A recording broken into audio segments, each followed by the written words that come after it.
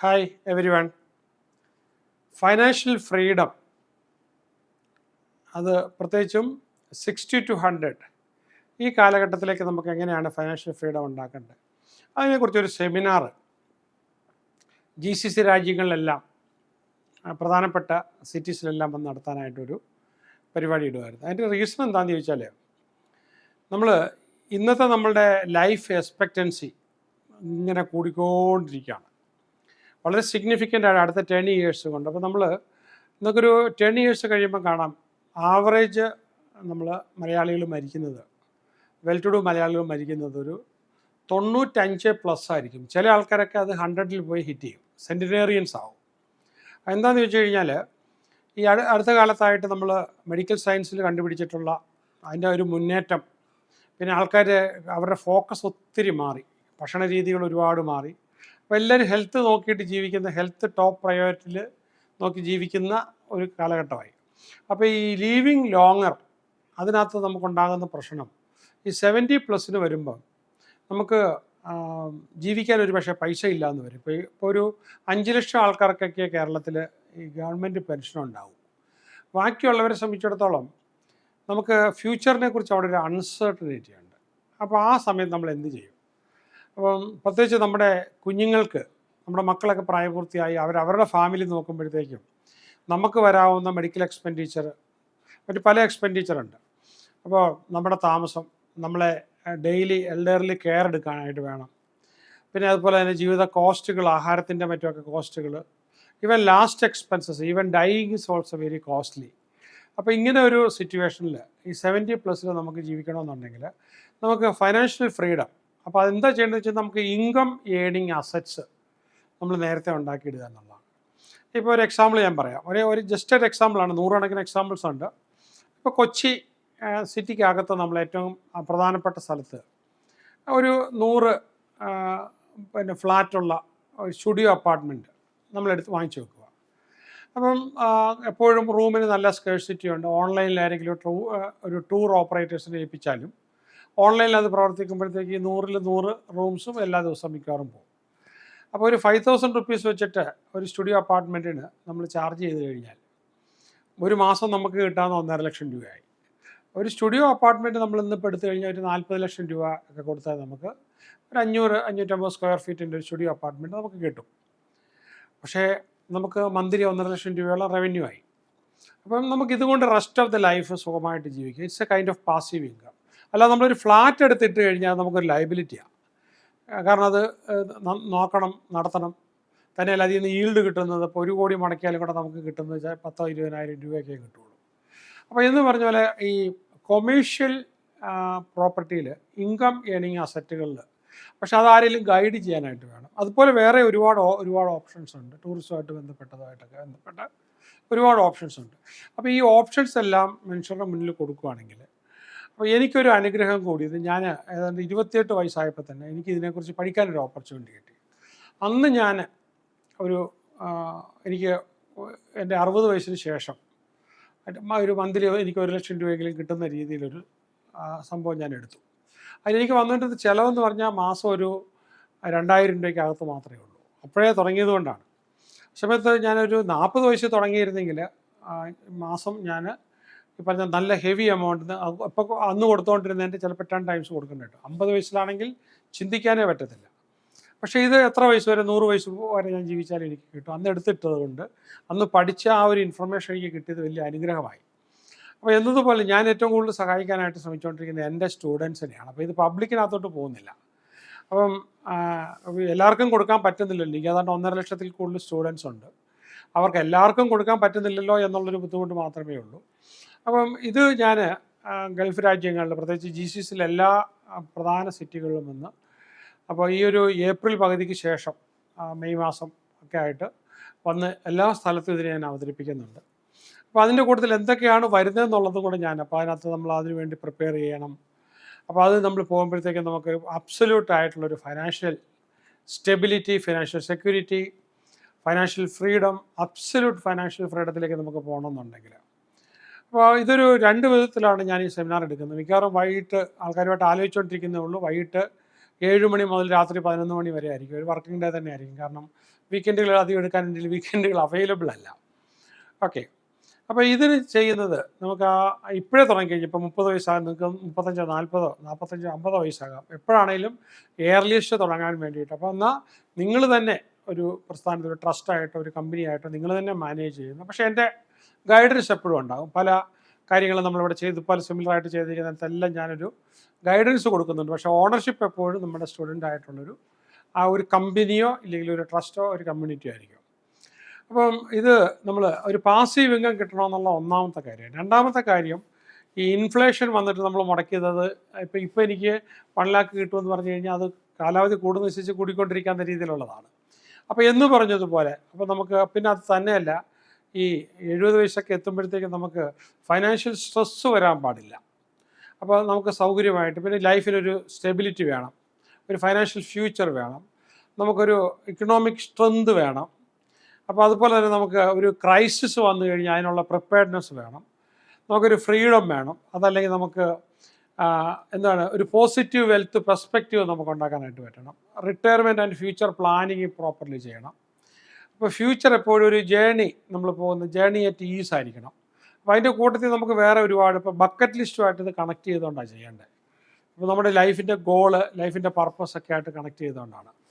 അപ്പോൾ അതുപോലെ തന്നെ നമുക്ക് ഫൈനാൻഷ്യൽ ഇൻഡിപെൻഡൻസ് എങ്ങനെയായിരിക്കും നമുക്ക്, അപ്പോൾ ഇയർലി റിട്ടയർമെൻറ്റ് നമ്മൾ എടുക്കണമെന്ന് തോന്നിക്കഴിഞ്ഞാൽ എങ്ങനെയായിരിക്കണം. അപ്പോൾ അതിന് വേണ്ടിയിട്ടുള്ള നമുക്കുള്ള സേവിങ്സ് ഇല്ലെങ്കിൽ ഹൈ ഗ്രോത്തിലുള്ള കാര്യത്തിൽ നമുക്ക് റിസ്ക് ഇല്ലാതെ എങ്ങനെ ഉപയോഗിക്കാനോ പറ്റും. ലോഞ്ചിവിറ്റി പ്ലാനിങ്ങിന് നമ്മൾ കഴിക്കുന്ന ഭക്ഷണം, അതുപോലെ നമുക്ക് ന്യൂട്രീജൻ എന്തൊക്കെയാണ്, ന്യൂട്രീഷണൽ മാനേജ്മെൻറ്റ് എങ്ങനെയൊക്കെയാണ്. അപ്പോൾ നമ്മൾ റിട്ടയർമെൻറ്റിൻ്റെ ആ കാലഘട്ടം ഭയങ്കര സന്തോഷിക്കുന്ന കാലഘട്ടമായിരിക്കും. നമ്മുടെ എല്ലാ ഒരു ഫുൾഫിൽമെൻറ്റും എൻഹാൻസ് ചെയ്തുകൊണ്ട് പോകാവുന്ന ഒരവസ്ഥയായിരിക്കണം. അപ്പോൾ ഒരു റിട്ടയർമെൻറ്റ് പ്രിപ്പയർഡ്നെസ് വരണം. അപ്പോൾ പിന്നെ നമുക്ക് മുൻപ് ഒരുപാട് പേര് മിസ്റ്റേക്ക് കാണിച്ചിട്ടുണ്ട്. അവർ നമ്മളിനി മിസ്റ്റേക്ക് കാണിക്കേണ്ട കാര്യമില്ല. ഇപ്പോൾ വിഷം കുടിച്ച് നോക്കിയാൽ മരിക്കണം എന്നറിയാനായിട്ട് വിഷം കുടിച്ച് നോക്കണമെന്നില്ലല്ലോ. വേറെ കുടിച്ചിട്ടുള്ള ആൾക്കാരുണ്ടല്ലോ. എന്ന് പറഞ്ഞതുപോലെ മണ്ടത്തരം കാണിച്ചിട്ടുള്ള ഒരുപാട് പേരുണ്ട്. അതിൽ നിന്ന് പഠിച്ചിട്ട് നമുക്ക് ആ മണ്ടത്തരം പറ്റരുത്. ഇൻഹെറിറ്റൻസ് പ്ലാനിങ്, നമ്മൾ ഓർക്കാപ്പുറത്ത് നമുക്ക് എന്തെങ്കിലും സംഭവിച്ചു കഴിഞ്ഞാലും കിട്ടേണ്ട ആൾക്കാർക്ക് കിട്ടണം. അപ്പോൾ പക്ഷേ നമുക്ക് ബുദ്ധിമുട്ടുണ്ടാകുകയും ചെയ്യരുത്. ഒരു മൾട്ടി ജനറേഷൻ സപ്പോർട്ട് നമുക്ക് എന്ന് പറഞ്ഞാൽ നമ്മുടെ കുട്ടികൾക്ക് അവരുടെ മക്കൾക്കൂടെ ചെല്ലുന്ന രീതിയിൽ എങ്ങനെ ചെയ്യാൻ പറ്റും, നമ്മളെ ഓർത്തിരിക്കുക 4-5 ജനറേഷൻ നമ്മൾ ഓർത്തിരിക്കാൻ പറ്റുക. പിന്നെ ഈ support for grand children's future, അതിന് വേണ്ടിയിട്ട് നമുക്ക് എന്തെങ്കിലും ചെയ്യാൻ പറ്റും. ബാക്കിയുള്ളത് എല്ലാവർക്കും കൊടുക്കാന്നുള്ളതല്ല, നമ്മുടെ കൺസംഷൻ കഴിഞ്ഞിട്ട് കുട്ടികൾക്ക് നല്ല എഡ്യൂക്കേഷൻ കിട്ടിയിട്ട് പിന്നെ നമ്മുടെ കൺസംഷൻ കിട്ടിയിട്ട് വേണം, കഴിഞ്ഞതിന് ശേഷം ബാക്കിയുണ്ടെങ്കിൽ അവരിലേക്ക് എങ്ങനെയാണ്. അപ്പോൾ ഈ ഒരു എസ്റ്റേറ്റ് പ്ലാനിങ്, സക്സഷൻ പ്ലാനിങ്, പിന്നെ നമ്മുടെ അസറ്റ്സിനെ ഡൈവേഴ്സിഫൈ ചെയ്യുന്നതിനൊരു ഫോർമുലയുണ്ട്. വൊളാറ്റിലിറ്റി അങ്ങോട്ട് മാറ്റി വന്നുകൊണ്ടിരിക്കുകയാണ്. അതിനെങ്ങനെ നമുക്ക് പ്രൊട്ടക്റ്റ് ചെയ്യാനായിട്ട് പറ്റും.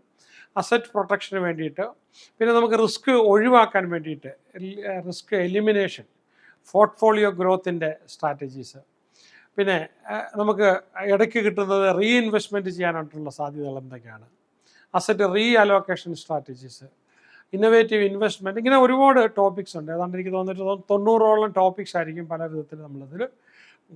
നമുക്ക് റെൻ്റൽ ഇൻകം എങ്ങനെ കിട്ടാനായിട്ട്, ഹയർ കൊമേഴ്ഷ്യൽ നമുക്ക് ഇൻകം കിട്ടാനായിട്ട് എങ്ങനെ പറ്റും, സ്റ്റോക്ക് മാർക്കറ്റിൽ ഇട്ട് കഴിഞ്ഞാൽ നമുക്ക് എന്തെങ്കിലും ഉണ്ടോ, അതുപോലെ തന്നെ ഏഞ്ചൽ ഇൻവെസ്റ്റ്മെൻറ്റ്, നമ്മുടെ തന്നെ നാട്ടിൽ വളർന്നുകൊണ്ടിരിക്കുന്ന നമുക്ക് പരിചയമുള്ളവരുടെ കമ്പനിയിൽ ഇൻവെസ്റ്റ് ചെയ്യണമെങ്കിൽ, അപ്പോൾ അതിലൊരു ഡയറക്ടറായിട്ട് കൂടെ നമ്മൾ പുറത്തുനിന്നൊക്കെ ഇങ്ങോട്ട് വരുവാണെങ്കിൽ നമുക്ക് നെക്സ്റ്റ് ഡേ മുതൽ നമുക്ക് ഇൻകം ഉണ്ടാക്കാൻ പറ്റുന്ന രീതിയിൽ എന്തെങ്കിലും ചെയ്യാൻ പറ്റുമോ. ഇങ്ങനെ കുറേ മെത്തേഡുകളുണ്ട്. നമുക്കത് മോണിറ്റൈസ് ചെയ്ത് പോകാവുന്ന ഒരു കംഫർട്ടബിൾ ലൈഫ് സ്റ്റൈലിൽ ഒരു ലീഷർ, ഇതെല്ലാം നമ്മുടെ ജീവിതത്തിൽ നമ്മൾ അടക്കി വെച്ചിരുന്ന ആഗ്രഹങ്ങളൊക്കെ നടത്താനായിട്ട്.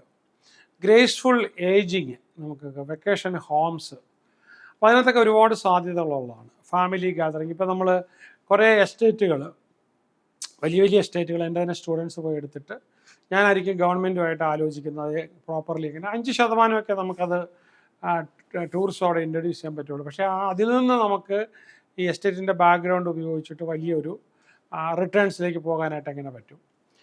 പിന്നെ ഒരു പ്രോപ്പർലി ഞാൻ തരാൻ പോകുന്ന ഒരു ഫൈനാൻഷ്യൽ എഡ്യൂക്കേഷനാണ്. ഫൈനാൻഷ്യൽ എഡ്യൂക്കേഷൻ ആൻഡ് പ്ലാനിങ് നമുക്ക് വളരെ കൃത്യമായിട്ട് തരാൻ പറ്റുവാണ്. അപ്പോൾ ഒരു budget management and control, tax efficiency, ഇങ്ങനെ ഒരുപാട് കാര്യം, ഫിലാന്ത്രോപ്പിക് കോൺട്രിബ്യൂഷൻസ് എല്ലാം കൂടെ കൂട്ടിക്കൊണ്ടാണ്. അപ്പോൾ ഇത് ഒരു പക്ഷേ വൈകുന്നേരം നമ്മൾ 7 മണിക്ക് തുടങ്ങിയിട്ട് 11 മണിക്ക് തീർന്നില്ലെങ്കിലും വിഷമിക്കേണ്ട. ബാക്കി ഭാഗം എനിക്ക് നേരത്തെ ചെയ്തു വെച്ചിട്ടുള്ള ലേണിംഗിൽ നിന്ന് ഉടനെ തന്നെ നിങ്ങളുമായിട്ട് കണക്ട് ചെയ്ത് തരാനായിട്ട് പറ്റും. ഇത് മാത്രമല്ല, എന്തെങ്കിലും ബിസിനസ് ചെയ്യുന്നുണ്ടെങ്കിൽ അതിൻ്റെ ക്രൈസിസ് മാറ്റിയിട്ട് പെട്ടെന്ന് ബൂസ്റ്റ് ചെയ്യാനുള്ള പാർട്ടും കൂടെ കാണും. അപ്പോൾ നമ്മളൊരു ഫൈനാൻഷ്യൽ ലിറ്ററസിയുടെ ഒരു ചാമ്പ്യനായി മാറാനായിട്ട് ലൈഫിൽ ഫുൾഫിൽമെൻറ്റ്, ഞാനിപ്പം ഈ സമ്പത്ത് നേടുന്നതിനെക്കുറിച്ച് മാത്രം 14 പുസ്തകങ്ങൾ എഴുതിയിട്ടുള്ള ആളാണ്. അപ്പോൾ എനിക്ക് വളരെ ഈസി ആയിട്ട് അതിൻ്റെ ഭാഗത്ത് വെച്ച് പറയാനായിട്ട് പറ്റും. ഇത് ഞാൻ ഈ 70 മുതൽ 100 വരെ നമ്മൾ ജീവിക്കുന്ന കാലഘട്ടത്തിൽ നമുക്ക് നല്ലൊരു ഇൻകം കിട്ടുന്നതിനെക്കുറിച്ച് ഒരു പുസ്തകം ഞാൻ എഴുതാൻ സ്റ്റാർട്ട് ചെയ്തിട്ടുണ്ട്. കുറേ ടൈം എടുക്കുക തീർന്നു വരാനായിട്ട്. പിന്നെ നമുക്ക് നമ്മുടെ റിസോഴ്സസ് എങ്ങനെയാണ് ഒരു ഓന്ത്രപ്രണീറിയൽ ഫ്രീഡത്തോടു കൂടി ഉപയോഗിക്കാനായിട്ട് പറ്റുന്നത്. കേരളത്തിന് അകത്തല്ല, ഇന്ത്യക്ക് പുറത്താണെങ്കിലും ഇന്ത്യക്ക് അകത്താണെങ്കിലും എവിടെയാണ് നമുക്ക് പറ്റിയത്. ഒരു ഗ്ലോബൽ സിറ്റിസൺഷിപ്പ് കോൺസെപ്റ്റിൽ എങ്ങനെ ജീവിക്കാം, ലൈഫ് ലോങ് ലേണിംഗ് ഈ മേഖലയായിട്ട് നമുക്ക് എങ്ങനെ ചെയ്യാം, നമുക്ക് വളരെ ക്രിയേറ്റീവ് ആയിട്ടുള്ള റിട്ടയർമെൻ്റ് ആണ്, ഫുൾഫില്ലിങ് റിട്ടയർമെൻ്റ് ആയിരിക്കണം നമുക്ക്.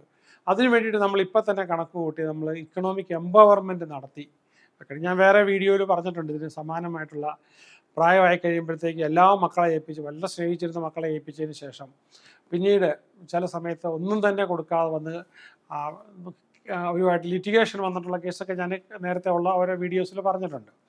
അപ്പോൾ നമ്മൾ റിട്ടയർമെൻറ്റ് അടുത്ത് വരുമ്പോഴത്തേക്ക് നമുക്ക് മൊത്തം ഒന്ന് ഡൗൺ സൈസ്, വളരെ സ്ട്രാറ്റജിക് ആയിട്ടുള്ള ചോയ്സസ് മാത്രമായിട്ടുണ്ട്. പിന്നെ എന്താ എമർജൻസി ഫണ്ട് നമുക്ക് വേണം, ഒരു സെൽഫ് റിലയൻസ് നമുക്കുണ്ടാകണം, we have to leave with dignity and family support. അപ്പോൾ ഇതെല്ലാം ഈ പറഞ്ഞതെല്ലാം കൂടാതെ നമുക്ക് ബിസിനസ് വളർത്താനായിട്ട് അതെന്താണെന്ന് വെച്ച് കഴിഞ്ഞാൽ ഇപ്പോൾ നമുക്ക് ബിസിനസ് ബൂസ്റ്റ് ചെയ്യേണ്ടതുണ്ട്. അപ്പോൾ ഇൻസഫിഷ്യൻറ്റ് ക്യാപിറ്റലാണ് ഒരു പ്രശ്നം. അപ്പോൾ നമുക്ക് ഈസി ക്യാപിറ്റൽ, അതിനുള്ള സൊല്യൂഷൻ എന്താണ്? പിന്നെ അതുപോലെ തന്നെ സെയിൽസിനകത്ത് പുവർ സെയിൽസ് ഇല്ല, റിജക്ഷൻ നമ്മുടെ സ്ഥാപനങ്ങൾക്ക് വരുന്നത്, അതിനെന്താണ് പരിഹാരം? റവന്യൂ വളരെ ലോ ആയി പോവുക, ഇന്നാഡിക്വേറ്റ് മാർക്കറ്റിംഗ് ഇഷ്യൂ, അതെങ്ങനെ നമുക്ക് പരിഹരിക്കാനായിട്ട് പറ്റും? ആഡിക്വേറ്റ് ലീഡ്സ് എടുക്കാനായിട്ട് നമുക്ക് പിന്നെ എങ്ങനെയൊക്കെ ലീഡ്സ് നമുക്ക് ഒരുപാട് എടുക്കാനായിട്ട് പറ്റും? ക്ലോസിങ് സ്കിൽസ് പിന്നെ നമുക്ക് സെയിൽസ് പേഴ്സൺസിനെ നമുക്ക് എങ്ങനെ വലിയ ഡീലുകൾ ക്ലോസ് ചെയ്യാനായിട്ട് എങ്ങനെ നമുക്ക് അവരെ എക്യുപ്പ് ചെയ്ത് മോട്ടിവേറ്റ് ചെയ്തെടുക്കാനായിട്ട് പറ്റും? അതുപോലെ തന്നെ ന്യൂ കസ്റ്റമേഴ്സിനെ നമുക്ക് എൻഗേജ് ചെയ്യാൻ എങ്ങനെ പറ്റും? പിന്നെ ഡിസ്ട്രിബ്യൂഷൻ ചാനൽ എങ്ങനെ കൂടെ പുവർ പെർഫോമൻസിൽ നിന്ന് മാറ്റിയിട്ട് ഹൈ പെർഫോമൻസിലേക്ക്, അപ്പോൾ അതുപോലെ തന്നെ എംപ്ലോയീസിൻ്റെ നെഗറ്റീവ് അപ്രോച്ചിനെ നമുക്ക് എങ്ങനെ മാനേജ് ചെയ്യാനായിട്ട് പറ്റും? അതുപോലെ തന്നെ insufficient and excessive unskilled employee നമുക്ക് ഉണ്ടാവും. അപ്പോൾ കാര്യങ്ങൾ നടക്കില്ല, എംപ്ലോയീസ് കാണും. അപ്പോൾ അതുപോലെ തന്നെ മറ്റൊന്നായിരിക്കും ലെസ് ഇന്നോവേഷൻ, വളരെ ഏജ് ഓൾഡ് ബിസിനസ്സായിട്ട് നമ്മൾ നടത്തിക്കൊണ്ടിരിക്കുമായിരിക്കും. അപ്പോൾ അതുപോലെ തന്നെ നമുക്ക് ചിലപ്പോൾ പുതിയ ഐഡിയാസ് വരാത്തത്, അൺഹാപ്പി കസ്റ്റമേഴ്സിനെ ഡീൽ ചെയ്യുന്നത് എങ്ങനെയാണ്. ഇനി അതുപോലെ തന്നെ ടൂ മച്ച് കോമ്പറ്റീഷൻ. പിന്നെ ചില ആൾക്കാർ നേരിടുന്ന അൺഹാപ്പി മാരേജ് കൊണ്ട് അവരുടെ ബിസിനസ് സഫർ ചെയ്തുകൊണ്ടിരിക്കുന്നത്, ആരോഗ്യ പ്രശ്നങ്ങൾ കൊണ്ട് ബിസിനസ് സഫർ ചെയ്തിട്ടിരിക്കുന്നത്, പിന്നെ ലാക്ക് ഓഫ് സഫിഷ്യൻറ്റ് ടൈം, അതിൻ്റെ കുറവ് കൊണ്ട്, അല്ലെ അൺനെസസറി എക്സ്പെൻസസ് ഒരുപാട് വരുന്നത് കൊണ്ട്, അല്ലെ ഹൈ വേസ്റ്റേജ് വരുന്നത് കൊണ്ട്, അതല്ലെങ്കിൽ ലാക്ക് ഓഫ് ഇൻവെസ്റ്റേഴ്സ്, നമുക്ക് അവരെ ചെയ്യാനായിട്ടില്ല, അവരെ നമ്മളിലേക്ക് കൊണ്ടുവരാനായിട്ട് നമുക്ക് കൃത്യമായിട്ട് അതിനൊരു പിച്ചിടക്കൊക്കെ ഉണ്ടാക്കാനായിട്ട് നമ്മളെ കൊണ്ട് പറ്റാത്തതുണ്ട്. പിന്നെ ഇൻഎക്സ്പെൻസീവ് ബിസിനസ് എങ്ങനെയാണ് അപ്പോൾ നമുക്ക് നടത്താനായിട്ട് പറ്റുന്നത്, പ്രൊഫഷണലിസം ഇല്ലാഴിക, പിന്നെ ലോസ് വരിക, ഡെറ്റ് വരിക, ലാക്ക് ഓഫ് മണി വരിക, ഫണ്ട് ഇല്ലാതെ വരിക, ഇതിനൊക്കെ എന്താണ് പരിഹാരം?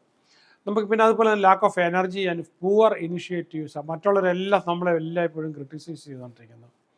പിന്നെ ഈ അൺസ്യൂട്ടബിൾ ലൊക്കേഷനിൽ നമ്മൾ ചെയ്തുകൊണ്ടിരിക്കുന്നത്, ഇന്നാഡിക്വേറ്റ് ടെക്നിക്കൽ നോഹൗ, അങ്ങനെയുള്ള പ്രശ്നങ്ങൾ കൊണ്ട് ഇതിനെല്ലാത്തിനും കൂടെ ഏറ്റവും കടുത്ത നിങ്ങളുടെ ബിസിനസ് പ്രോബ്ലത്തിനും കൂടെ, കാരണം ഇൻകം സൂക്ഷിക്കുന്നത് മാത്രം പറഞ്ഞിട്ട് കാര്യമില്ലല്ലോ. അപ്പോൾ ഇത് രണ്ടും കൂടെ ഉൾപ്പെടുത്തിക്കൊണ്ട് അപ്പോൾ ഇത് നടത്തുമ്പോഴത്തേക്ക് നിങ്ങളുടെ എല്ലാം ഒരു സപ്പോർട്ട്, ഇതിപ്പോൾ കണ്ടിട്ട് നിങ്ങൾ വന്ന് നടത്തിയാൽ കൊള്ളാം എന്ന് പറഞ്ഞിരുന്നാൽ എനിക്ക് വരാൻ പറ്റില്ല.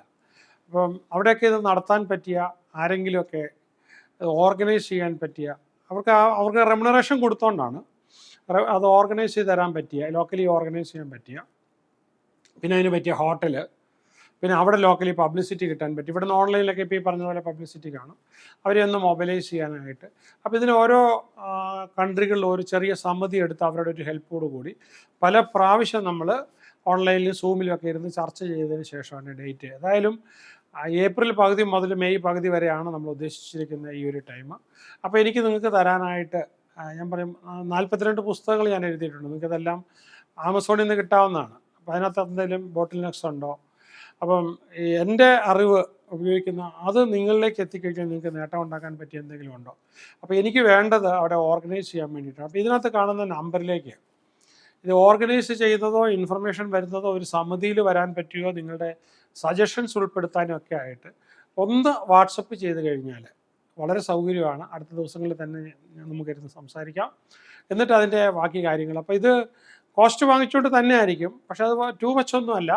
നമ്മൾ വൈകിട്ട് ഈ 7 മുതൽ 11 മണിക്കകത്തൊരു ഡിന്നറും ഒക്കെ കഴിച്ച് എല്ലാവരുമായിട്ട് പരിചയപ്പെട്ട് അവരുടെ ബിസിനസ്സും അവരുടെ ജീവിതവും മുന്നോട്ടൊന്ന് സ്മൂത്തായിട്ട് പോകാനായിട്ട്, പ്രത്യേകിച്ചും മൈൻഡ് പവറിൻ്റെ അപാര സാധ്യതകളൊക്കെ ഉപയോഗിച്ച് നമുക്ക് എങ്ങനെയാണ് ജീവിതത്തിൻ്റെ ക്വാളിറ്റി മെച്ചപ്പെടുത്താൻ പറ്റുന്നത്. അപ്പോൾ ഇതിന് വേണ്ടിയിട്ട് മുന്നോട്ട് ഇറങ്ങി വരുന്ന ആൾക്കാർക്ക് നിങ്ങളുടെ ഒരുപാട് പേരുടെ കയ്യിൽ നിന്ന് സപ്പോർട്ട് കിട്ടാനുണ്ട്. ചിലപ്പോൾ പ്രസ്ഥാനങ്ങൾ വരും, ചില ഓർഗനൈസേഷൻസ് വരും. അവരൊക്കെ നമുക്കൊന്ന് സപ്പോർട്ട് ചെയ്തുകൊണ്ട് ഈ സംഭവം എങ്ങനെ ഒന്ന് നടത്തി തീർക്കാനായിട്ട് നിങ്ങളുടെ എല്ലാ സഹായവും ആവശ്യമുണ്ട്. വളരെ ഇമ്മീഡിയറ്റ് ആയിട്ട് ഇപ്പോൾ ഈ കാണുന്ന ഈ സമയത്ത് തന്നെ നിങ്ങൾ റെസ്പോൺസ് തരിക. എത്രയും പെട്ടെന്ന് ചെറിയ ചെറിയ ഗ്രൂപ്പുകളായിട്ടാണെന്ന് സംസാരിച്ച് നമുക്കൊരു നല്ല ഒരു ഗാദറിങ്, നിങ്ങൾക്ക് അതുകൊണ്ട് വളരെ വലിയ രീതിയിൽ നിങ്ങൾക്കും ആ നെറ്റ്വർക്കിംഗ് കൊണ്ട് ഉപകാരം ഉണ്ടാകുന്ന രീതിയിൽ തന്നെ ഇത് ചെയ്യുന്നതായിരിക്കും. All the best.